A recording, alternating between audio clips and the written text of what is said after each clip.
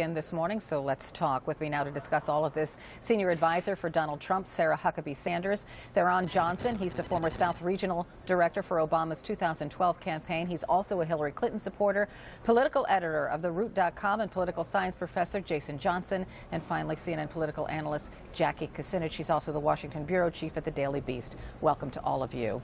And I'd like to ask you these questions one at a time, because I think these issues are so important that I don't want a big argument or a debate. I just want to ask specific questions to specific people, so bear with me. Sarah, I'd like to start with you.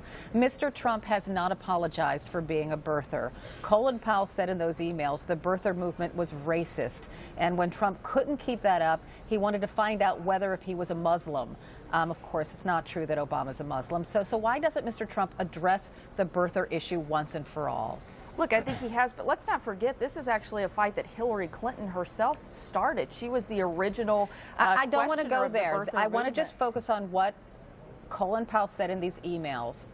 As you know, Mr. Trump was quite vocal about his birtherism. He forced President Obama to produce his birth certificate. So I don't want to play games this morning. I just want to address what Colin Powell said in these emails. So why doesn't Mr. Trump address this birther issue once and for all and put it to bed? I think it has been put to bed. I think the moment that Barack Obama put his birth certificate out, that issue was put to bed. And I know you don't want to play games, but I don't think that we can forget the origin of where that started. Everybody wants to attack Donald Trump for it, but it started with Hillary Clinton, not Donald Trump. It did not come from the candidate Trump. Hillary Clinton like it came from the candidate Donald Trump. So I just want to stick on pure facts.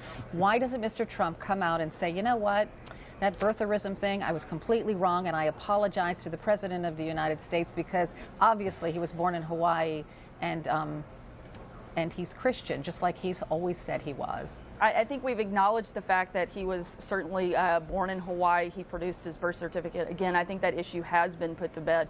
And so I think that has been addressed. So okay, so we'll move on to the next question. Mike Pence refused to call David Duke deplorable 2 days ago and also yesterday.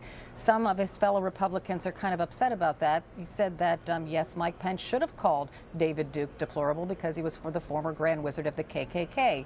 Powell wrote this in an email.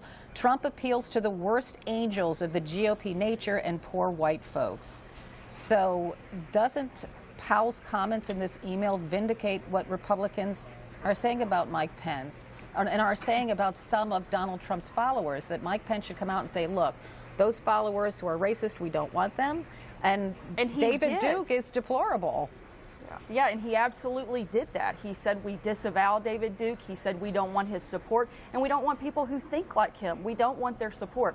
I don't know what he could do any more aggressively than maybe bring him on your show and beat him with a stick. David Duke is abhorrent. David Duke is a terrible person. He could say all of those things if he doesn't want to use the word deplorable because he wants to hang that on Hillary Clinton.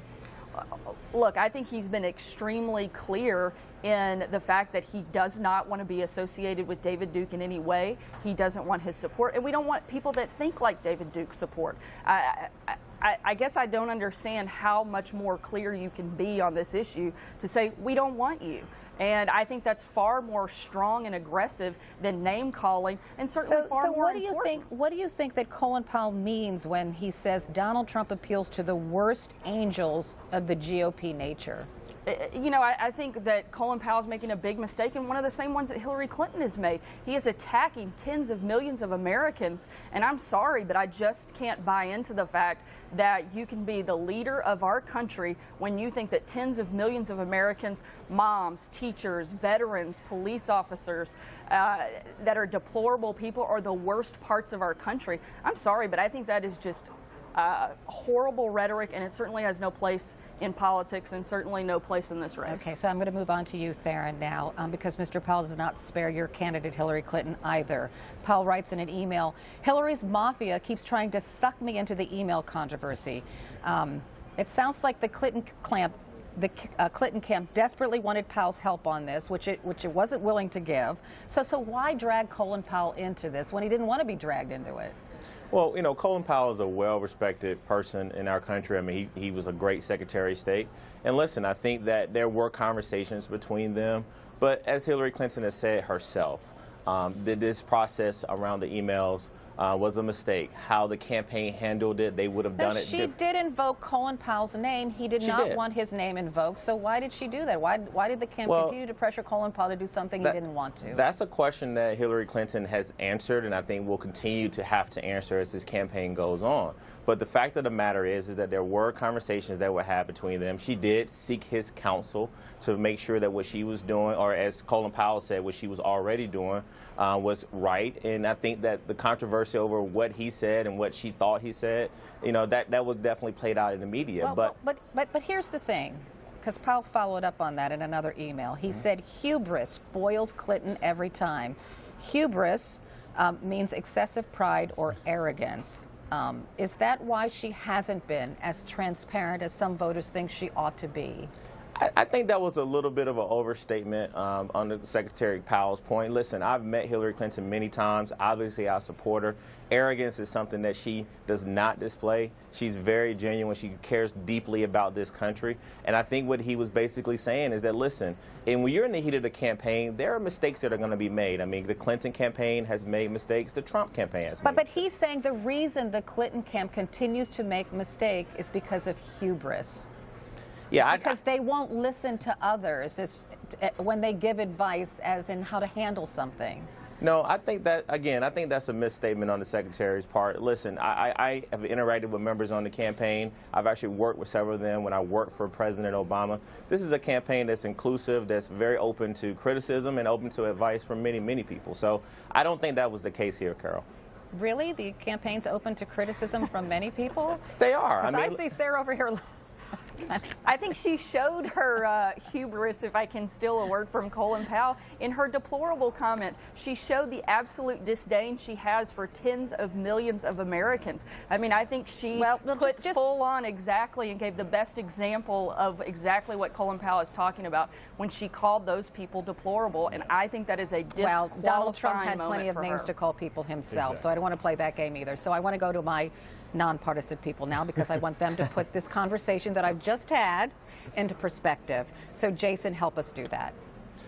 First off, and it's interesting this is happening right after 9/11, which is a point where we, talked about bringing America together and realizing who our common enemies are. I wish that both political parties, that Paul Ryan, that Democrats would get together and say, we're sick and tired of leaks. It is disturbing to me that we live in a country where the Russians are regularly hacking into people's emails like it's an AOL account and releasing them to the public, and that's dictating how our campaign operates. I think that is a greater national security and news issue and political issue that seems to keep getting missed. Now, I'll say this very quickly, Carol. Look, Colin Powell doesn't want any part of this. He doesn't want to work with Hillary Clinton. He doesn't like Donald Trump. I think Colin Powell, in an amazing way, represents a lot of America right now. He says Donald Trump is a pariah. He's totally incompetent and shouldn't have this job. And Hillary Clinton is not trustworthy, and I wish she stopped lying. Colin Powell sounds like an independent voter in the United States of America. Jackie, what's your spin on perspective on this? It doesn't sound like I think Jason's absolutely right. It doesn't sound like Colin Powell is really going to be endorsing anyone at this point. That said, I don't know how much of a splash his endorsement would make, because a lot of Colin Powell's people have already endorsed Hillary Clinton. He's endorsed President Obama in the past. He also sort of reflects a lot of Republicans who really, they don't really like Hillary Clinton, but they can't get on board the Trump train. So maybe he'll just sit this one out at this point. It certainly looks that way in those emails. It does. Okay, so Sarah, Theron, Jason, Jackie, I want you to stick around because we have much more to talk about. Donald Trump's health could steal the spotlight today as well.